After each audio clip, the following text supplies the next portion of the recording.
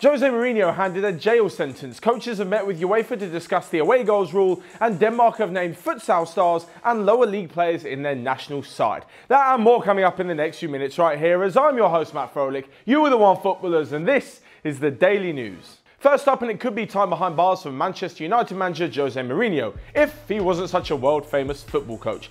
Inside the footballing bubble, you rarely ever have to do time in prison, so yesterday when he was handed 2 6-month sentences for tax fraud, we all knew that he really wasn't going to be in jail, and he'll be running up and down the Old Trafford touchline faster than you can say respect, respect, respect. It's the same kind of deal that was handed down to him as was handed to Lionel Messi and Cristiano Ronaldo when they were both convicted of tax fraud. However, Mourinho has to pay a fine which is just a fraction of the almost 20 million euros that Ronaldo had to pay. But still, that's peanuts to them anyway. But that's not the only thing that Jose and his fellow coaches were up to yesterday, as the likes of Wenger, Emery, Tuchel, Lopetegui and Ancelotti all met with UEFA to discuss the away goals rule in continental club competitions. Basically, they want it scrapped, which is something I don't really understand. It's quite mind-boggling to me. Basically, they're saying that it's a lot easier now to score away goals than it was in the past, which again, I don't really understand. It's the same game, it's still 11 v 11, there's still one ball and there's still 2 goals, and you're still playing at pretty much the same grounds. It seems to me that teams got better at scoring away goals, and if so, good on them. Why are we complaining?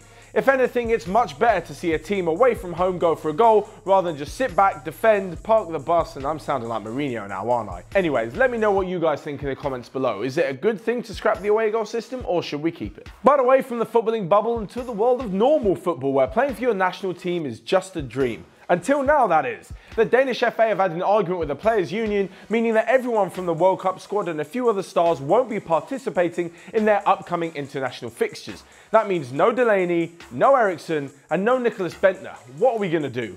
Instead, the Danish FA have looked to their futsal stars and to 3rd and 4th division players to represent them. The most known out of these is actually a 1st division player and striker Christian Offenberg, who's had a pretty good start to the season, scoring 2 goals in 3 games for his team at Varta.